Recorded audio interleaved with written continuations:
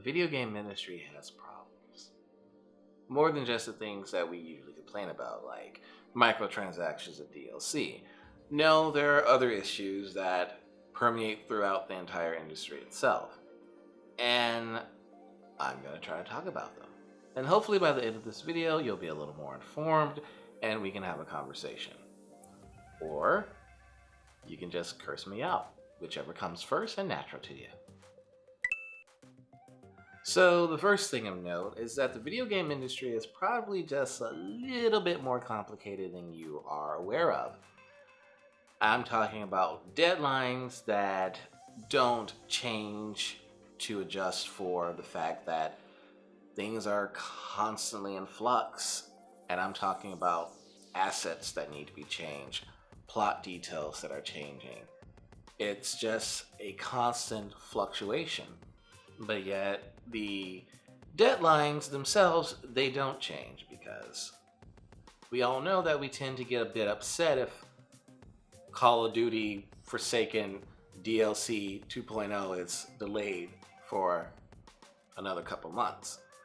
So video game industries tend to want to stick very heavily to those deadlines, like it's holy writ, which has its downsides. A AAA game can have hundreds of employees and cost hundreds of millions of dollars. I believe the estimate for the first Destiny game was over $400 million. That's not something you really hear of in movies until Avengers came out. So needless to say, the pressure of those involved is pretty high. And then there's this sense of never ever truly having job security, because once a project is completed, studios tend to lay off their workers, or a company might close down an entire studio if a game ends up being a flop. As the time and cost to make games rise, so does the expectation to make profits. And you can guarantee that the game dev team is going to feel every bit of that pressure, especially those who are unfortunate enough to have to deal with a toxic management situation. Long hours coupled with long work weeks and tight deadlines is something that's inherent with making video games. And because there are so many things changing and there's so many people involved, the management team can literally make or break the dev team. As stated before, because there are so many moving parts, communication is key. The manager's main role is to delegate tasks and keep a healthy and efficient work environment. If they're not doing that, oh boy, things can get messy really fast. After the closure of Telltale Games, we all heard the stories of the 80+ hour work weeks, toxic management, being expected to work overtime without being paid overtime, and just the intense burnout culture. And more recently, I was reading an article in Kotaku where they talk about Anthem's development and the rampant burnout that happened there, and just how much things were changing up until like the last minute when developing that game. In the article, I believe they even said that up until a week before E3, where the game debuted, it was called Beyond, where they actually had t-shirts, but then EA said that it would be too hard to get that trademark, so they had to change it to Anthem. And that was a week before E3. They actually had t-shirts and things like that that said Beyond on there. It's kind of crazy if you think about it. Now, there are countless of studies that show that working until burnout does not lead to good, fast, or efficient work. It can lead to cognitive impairments, memory loss of attention span, heart disease, and depression. But yet, it's something that is still happening in the video game industry just to meet deadlines. And that leads to mistakes being made, that leads to all sorts of problems. Just look at games like Anthem and the bugs that's been in there and the problems that it's caused.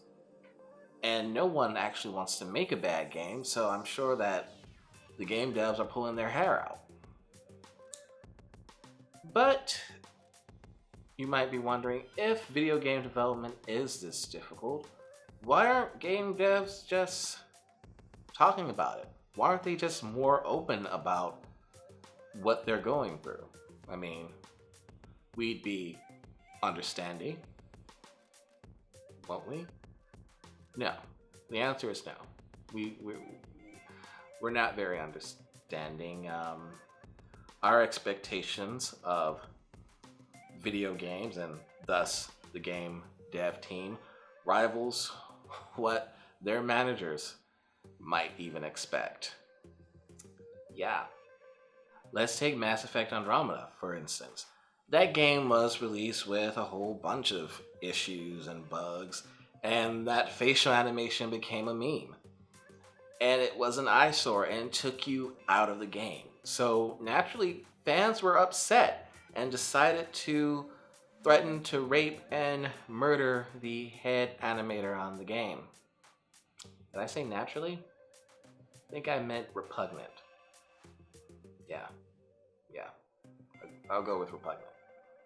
Because one, video game development is handled by hundreds of people, so it's a bit ludicrous to just blame one person. Two, no one actually wants to create a bad game because, like I said, if they create a bad game and it flops, they lose their job. Three, the person they were attacking wasn't even the head animator. Four, those scenes weren't individually modeled. That's how they were able to fix them. They didn't go back and remodel and reanimate each scene. It was the fault of a misbehaving algorithm. They changed the algorithm and fixed the facial animation. And five, what kind of person gets upset because they don't like how the fake person in the video game is moving their face? I mean, I get it. It takes you out of the game. But to threaten to rape and murder someone, I think we can all agree that that's taking it maybe a step too far. And if you don't agree, then please stop watching this video and lock yourself in a room away from everyone, because you scare me. And because video game development is so complicated, the devil is in the details. But because it is so complicated, some of us have developed what's called the Dunning-Kruger effect, which basically means there's a correlation between how little you know and how much you think you know, because you are unaware of just how hard and complicated it is. It's a cognitive bias where we trick ourselves into thinking that something we know very little about is actually very easy. And because of this, we tend to be overly critical of game developers and games. We play games and say, oh, it would be really easy if this game had multiplayer. Or changing the engine of this game would be a simple thing, without really realizing just how hard that would be.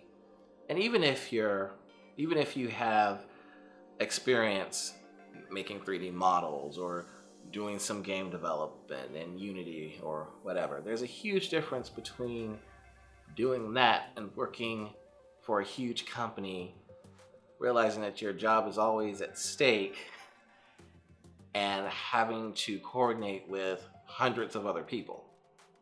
And because video games are constantly changing and evolving throughout development, it's kind of hard to give updates. For instance, Puddlegate. When we saw gameplay footage for Spider-Man for the PS4 and saw that there were less puddles and that the lighting was different, a lot of us just kind of automatically assumed it was because the game had been graphically downgraded, even though that wasn't the case. Now, this is just a small example, but it goes to show that there's this thought process and mentality to assume the worst. And because things are constantly changing and in flux, it's really hard to be transparent about what's going on as far as video game development. Now, ironically, there would be less Dunning-Krugering and less misunderstandings if the video game industry was more transparent. But with people just blindly taking their rage and lashing out at people, it's hard to do that.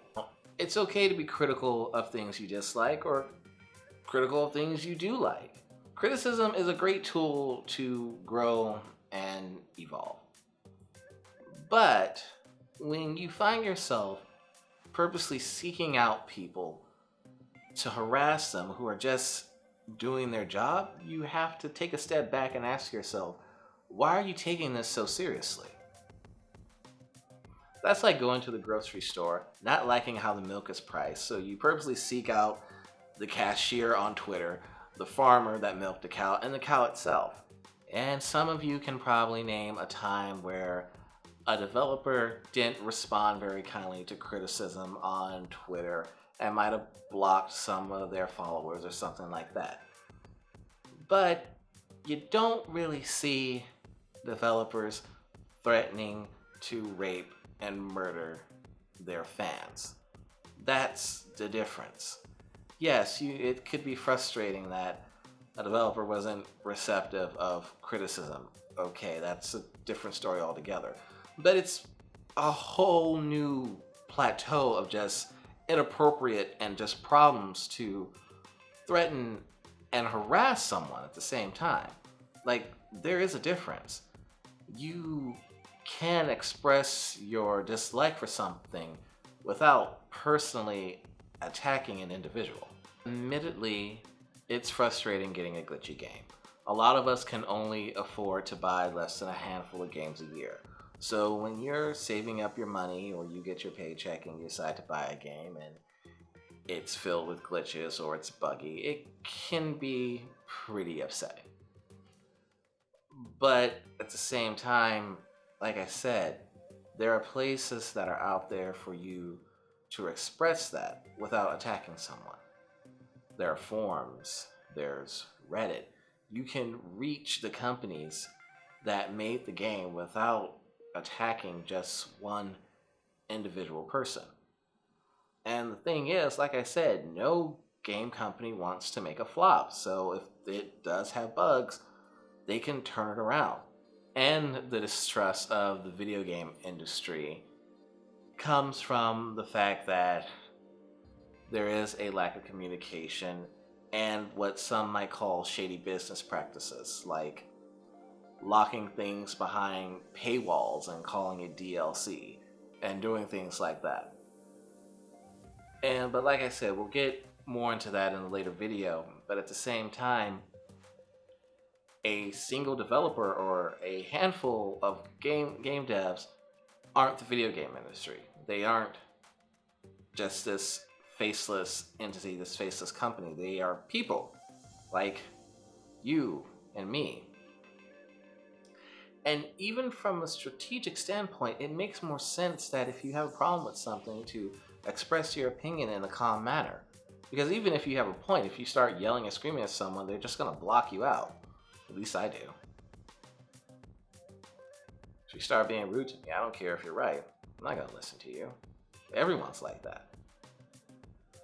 So those are just some of the problems that are going on in the video game industry. But like the saying goes, I don't see problems, just solutions. How do we fix this? Well, by being slightly more understanding, by not attacking just individual designers and developers, by wanting to be heard, but also by wanting to listen. At the end of the day, we gamers, we love being captivated by these worlds that these game developers create.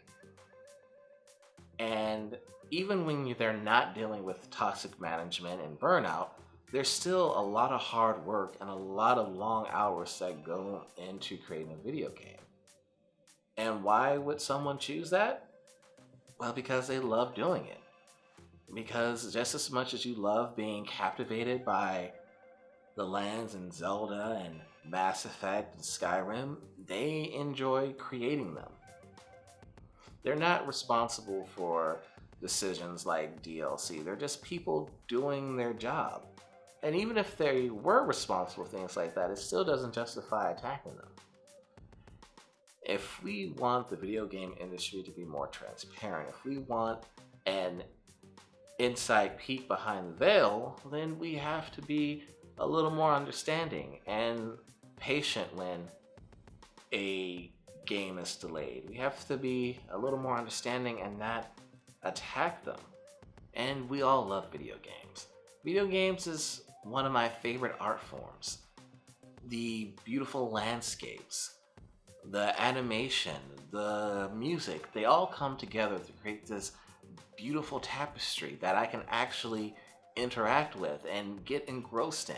We all become a part of these worlds that we just can't wait to fall in love with.